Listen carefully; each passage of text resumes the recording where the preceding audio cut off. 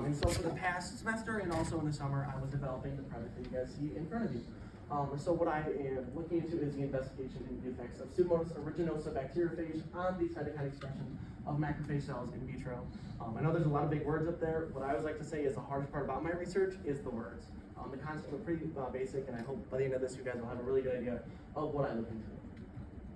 So, why do I look into this? Well, first I gotta dive back into a big health issue in America, but not only in America, but in the world itself, and that's antibiotic-resistant bacteria. And so that's bacteria who develop a resistance to antibiotics that we commonly use in bacterial infection therapies, right? So anyone here ever, got a surgery or ever got a bad cut that got infected, you typically took something like a penicillin, amoxicillin, right? Well, the problem is that we see bacteria nowadays becoming more resistant and more resilient to that. And so we have to start looking into more research into heavier and more effective antibiotics, which costs a lot of money. The other problem with that is now that we see a lot more antibiotic resistance, we start seeing a lot more indirect and direct deaths caused by these antibiotic resistant or antimicrobial resistant bacteria. And so the WHO saw a 1.27 million global deaths caused by antimicrobial bacterial infections, and then saw 4.95 million indirect deaths. So that's if you came in, maybe you were immunosuppressed or whatnot, and then you got a secondary infection. That's what we're seeing these deaths caused by. But what I specifically look into is Pseudomonas aeruginosa. So that is a opportunistic bacteria. And so it's really common in the healthcare system. And one thing that's really important about it is it's really resistant to a plethora of antibiotics. So it's not just that there's one or two that it becomes resistant to, but it's basically most antibiotics that are under the sun. And so what we actually see is there have been 2,700 deaths in 2019 alone caused by these antibiotic-resistant bacteria. And we also estimate that there's going to be over $1 trillion worth of healthcare-related costs in the next two decades to these antibiotic-resistant bacteria. So not only is it a health issue, but it's also an economic issue as well. And so what we want to look into is using bacteriophages to infect these. But first I got to talk about what bacteriophages are. Bacteriophages are viruses that specifically infect bacteria, as the name would imply. They're viral particles, they infect bacteria, and then they inject their genome into the bacterial cell. And then from there, that genome then utilizes a lot of cellular components to start replicating itself, and then it'll lyse open that cell. There's two main pathways that a bacteriophage will go. It'll either go into a lysogenic cycle, so it'll actually insert itself into your genome, or into a bacteria's genome, and then remain there for a while until that bacteria maybe gets stressed or whatnot, and then it'll lyse. The other more common one that I work with is lytic cycle. So they inject, and then they actively start replicating, and then lyse out from there. And right up here, this is actually an electron microscope picture of a Pseudomonas aeruginosa bacteriophage, which is pretty cool. So these are the fellows I work with. All right, so now we're going to go into what is phage therapy. So phage therapy is the idea of using these bacteriophages instead of antibiotics to fight bacterial infections. So back in the early 1910s and 20s, we actually discovered these phages, and so we theorized that what if we use these to infect bacterial infections? And then in 1928, our good old pal Alexander Fleming discovered penicillin, and we threw it out the door. We said, we don't need it. We've got this great cure-all medication right here. We'll never need anything else. Fast forward to 2024, we obviously do need to start thinking of alternative therapies. So that's where we bring in these phages. So, as I mentioned, we'll take a look at this patient over here, and they have a nice zoom in of their gut flora. But the problem with their gut flora, as you can see, is they have this pathogenic bacteria right here. So let's assume that this is a Pseudomonas bacteria infection. What we would do is we'd have two treatments. We'd have phage therapy right here, and then we'd have antibiotic therapy. And as you can see with the antibiotic therapy, we actually have a lot more death of unrelated bacterial species there, right? So you see, we do clear out some of the red, but we also clear out some of these more beneficial common bacteria that we find there. Whereas when we use phage therapy, we get a full clearance of all the pathogenic strains while actually having no effect on the other success of those bacterial populations. What you'll also notice here is we have some residual antibiotic-resistant strains coming there. So that's another, once again, issue with these antibiotic therapies. And so what I wanted to do is I wanted to find a project that I could utilize this idea, but I could also look into a more immunological approach to it. And so what I said was, all right, well, let's say we use these phages. Let's say you had an infection and we injected these phages into you. How would your immune system respond to them? As we know, these bacteriophages, they're not directly having any harm to your cells, your tissue, or whatnot, right? They're only infecting the bacteria. But what if your immune cells see them as pathogenic? What if they see them as foreign and they have a heightened immune response? So that's what we're looking for. And so some researchers over at the Ghent University in 2017 did a little bit of research on this. And so they took peripheral blood mononuclear cells, which are monocytes that are non-differentiated, which means that they are before they become your macrophages, your neutrophils, stuff like that. And so they differentiated them, and then what they did was they injected, or they put them into media with these Staphylococcus aureus bacteriophage and the Pseudomonas aeruginosa bacteriophage as well. A different strain than I use, but still the same species. And so what we see here is a pretty high increase in these cytokines. And so what cytokines are is they're kind of like the hormones for your immune system. So say you get a cut on your arm, you get a nice inflammation, that's caused by cytokines. Cytokines are basically saying, hey, come here, look at me, I have an infection. Or on the other hand, we have anti-inflammatory cytokines, which are kind of downplaying the immune response. So maybe the infection's cleared and now they're trying to say, all right, let's calm down, we're damaging too much tissue, we gotta kind of hold it in a little bit. And so what they found here is that there were these huge spikes in some of these PBMCs that had phage strings or phage stocks within them. And so what I looked at specifically is this pro-inflammatory cytokine IL-1B and then also CXCL5. I'll go into that in a little bit. But yeah. And so the overview of my project is I take phage, inoculate them with macrophage cells, which are white blood cells, in most cases that you guys probably commonly know them as, and what they do is they engulf pathogens to help break down bacterial infections or whatever is common in your body that is infectious.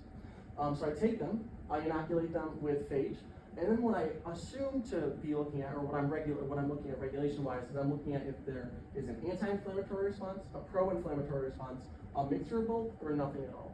And I do that by regulating the cytokines. So we have those pro-inflammatory cytokines and then the anti-inflammatory cytokines. All right, so what I did was this summer I had to start building this project, start prepping a lot of my material, start getting a lot of stuff ready. So what I first did was I chose a Pseudomonas aeruginosa bacteriophage species and strain that was isolated by Nick Karnitsky, which is another student in the Matissio lab. So he isolated these phage from sewage treatment plant. And so then what I did was I took the phage, I titered them, so I got a concentration of how many phage I was working with, and then I had to endotox purify them. Because when these phage start to lyse and replicate inside of these bacterial cells, they start to produce, the bacterial cells start to produce and release endotoxins. And so our body commonly is looking for these endotoxins. They're commonly looking for, hey, if I have an E. coli infection, I might be able to detect that by an endotoxin that a macrophage might be able to recognize. And so what I had to do was endotox purify them. So get rid of that endotox and get some pure phage stocks. So that was my first step. My second step was finding a cell line to work with. So what I'm working with is a raw 246.7 cell, macrophage cell line. And so what they do is they're macrophage cells, so they have those white blood cells. And so I started culturing those. And then what I did was I took those cells that I've been culturing and I inoculated them with different quantities of phage stock, different concentrations. And then I also did that with a non-purified phage stock, SM buffer to act as a negative control, and then some endotoxin that we got from E. coli to act as that positive control. So that was my summer. So now what I'm doing this semester is I'm now trying to look at the actual cytokine expression in those cells. And so one of the ways that you can do that is if you take your macrophage cells, you lyse them open, and then you kind of get rid of their mRNA. Because as we know with central dogma, it goes DNA, RNA, and then protein. And so the way to see what proteins are being expressed in the cells is maybe to isolate those mRNA and then looking at who's up and down regulated or who's being expressed in that cell. So like I said, I lyse them, I isolate their mRNA, and then from there I would do a cDNA synthesis, take that cDNA and run a PCR to get a gel that would show me if that cytokine was expressed or not. But as you can see up here, one of the problems I had was DNA contamination. And so I don't want DNA contamination there because all of these macrophage cells have DNA present in them that have the genome I'm targeting for cytokines. So I would get a lot of false positives in my test if I didn't get rid of this DNA contamination. So a lot of what I focused on this semester was DNA screening and getting rid of that DNA. And so here's what I did. So I did an RT-PCR, so I reverse transcribed my mRNA into cDNA, and then I did a PCR on that cDNA product, and I did it using GAPDH primers. So GAPDH is a housekeeping gene, so what it actually does in the cell is it helps a lot of glycolytic pathways and helps regulate that. And so it's really common in all cells, so it's a really good marker to say, do I even have DNA present? Because most cells should have an up expression of this mRNA. And so what I did originally was I did a PCR with reverse transcription, so I should have a product that shows right here, and I did it without RT. And if I do it without RT, and I should get no results at all because I shouldn't be transcribing that, reverse transcribing that mRNA into DNA. What I ended up with was this little line here. What this line represents is that DNA contamination. So it took me about a month and a half, and I was able to optimize my DNase treatment and get it down to a level where the line was no longer noticeable in the gel, showing me that that DNA contamination was brought down to a good level. I did it by increasing the treatment duration by 30 minutes, and then also doubling my magnesium chloride concentration. And so my current PCR results are, now that I got rid of that DNA contamination, is I'm looking into specifically cytokines CXCL5 and IL-1B, which, as you guys remember from that prior diagram, showed a high expression in those cytokines for that research, so that's why I selected them. And I used 2 mRNA stocks just to kind of conserve reagents right now, just kind of get a good idea of how this shows. So I used my D mRNA, which was my high purified phage concentration, so the highest concentration of phage I had.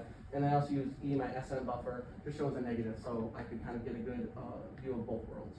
But what I ended up with in my PCR is diddly squat. I got nothing in there. So now my new project and my new goal for the rest of it is to figure out how I can get some nice bands to show up here and get some better results. And so basically what I've been doing for the past month, the nice conclusion is I had endotox purified my phage stocks. I isolated that mRNA from the macrophage stock. I also DNA treated those mRNA stocks, did cDNA synthesis and proved that that protocol was effective. And then I had that preliminary RT-PCR of cytokines. Although, as we see, the results are inconclusive right now. And so my future directions would be PCR optimization, so seeing if I can get a better result for my PCR on those cytokines. So that would be new primer design, magnesium titrations, and then also using my positive control, so my endotoxin. Looking back, it would have been nice to do a PCR on that because we would assume that with an endotoxin, when we know our immune cells respond too well, we should expect some upregulation in pro-inflammatory cytokines. Doing qPCR, it's a little bit more sensitive of a PCR reaction, so hopefully I get a little bit better of a response in there if I had maybe some more sensitive results that I wasn't seeing with standard PCR. And then also using a different cell type. So maybe the fact that I'm using a continuous cell line is giving me a dull sensation in these macrophage cells. Maybe what if I move to a neutrophil cell line, dendritic cell line. So those are some of my future directions. And how phage therapy is going to change your lives. So we're actually seeing in a lot of European countries, there's a lot of clinical trials right now going for phage therapy, and we see upwards of about 78 to 82% effectiveness with these phage therapy results. So hopefully if America can get away from big pharma and start moving towards some more phage-related therapies instead of medication-related therapies, we can start seeing people using it now more in the next few decades. We can see them working on their own replacing antibiotics, or also working in conjunction with antibiotics, also playing a huge role in agriculture and livestock as well. Hopefully we can start getting it in there instead of pumping all of our livestock full of antibiotics that leak into the environment. I just want to give a quick acknowledgement to Dr. Matricio for being my mentor, helping me guide me through this, Dr. Ontiveros for the cells, Dr. Murphy and Herman and Ms. Green for helping me with any sort of protocol issues I had, Josh Morris for just always being there for me to bounce ideas off of, then my lab partner, Matt Slowinski, he works with anti-inflammatory cytokines. And then also St. John Fisher, thank you for the research and funding. And then Tri-Beta, I was just recently awarded a grant so I can next semester hopefully start paying for some more expensive reagents that I've been hoping to get soon. Any questions?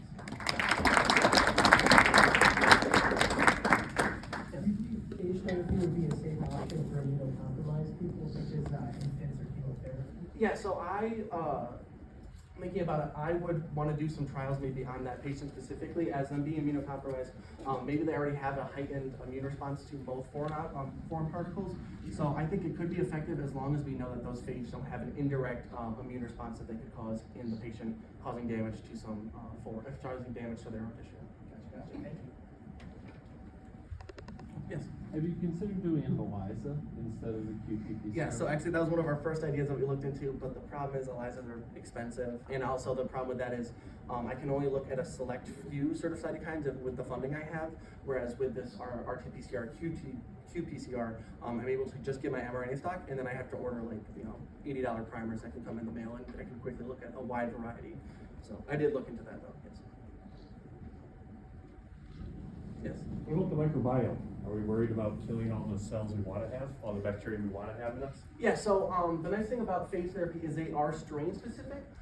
So that way we're able to target specifically what bacteria may be pathogenic that you have in your body that's an infection. So the problem with antibiotics is obviously they clear out a large majority of your beneficial bacteria, whereas with those phage, they're species specific and strain specific. So we're able to target one specific species without having negative effects on the biomass. So I have a question about that then. So antibiotics, and what I understand, they work on a wide range of things. Mhm. But with phage, you'd almost have to know what you're sick with in order to get the right phage to counteract it. Right, yeah, so that would be something where if you went to the doctor, you had an infection, they would first culture that, get a species identification for that culture, and then from there, they might try to use a phage culture that's specific to that strain, to that infection. Yeah. Thank you. Thank you very much.